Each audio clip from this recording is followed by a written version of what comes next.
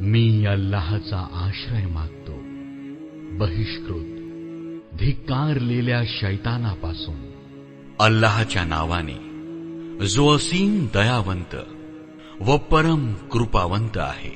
अल्लाह त्यांची थट्टा करीत आहे, त्यांना तो ढील देत आहे आणि ते त्यांच्या बंडखोरीमध्ये आंधळ्याप्रमाणे भरकटत चालले आहेत।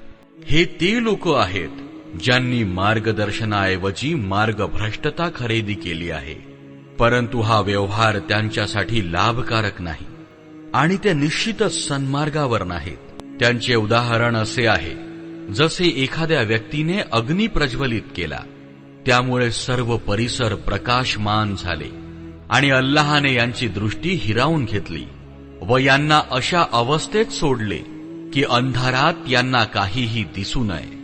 हे बहिरे, मुके, आंधळे आहेत, तेव्हा हे मागे परतणार नाहीत।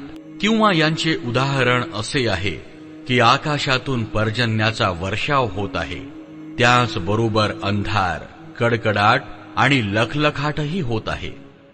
विजेचा कडकडाट ऐकून जीवाच्या भीतीने कानात बोटे खुपसून घेत आहेत आणि अल्लाहने या सत्य नाकारणाऱ्यांना चोहीकडून वेढले आहे। लखलखाटामुळे यांची अवस्था अशी आहे जणू काही लवकरच यांची दृष्टी विजेच्या कडकडाटाने हिरावून घेतली जाईल। जेव्हा काहीसा प्रकाश यांना जाणवतो तेव्हा त्या प्रकाशात ते पुढे चालू लागतात आणि जेव्हा त्यांच्यावर अंधार पसरतो तेव्हा ते उभे राहतात। अल्लाहने जर इच्छिले असते तर यांची श्रवण शक्ती व दृक शक्ती अर्थात दृष्टी पूर्णतः हिरावून घेतली असती। निसंशय अल्लाह सर्व गोष्टींवर सामर्थ्यवान आहे।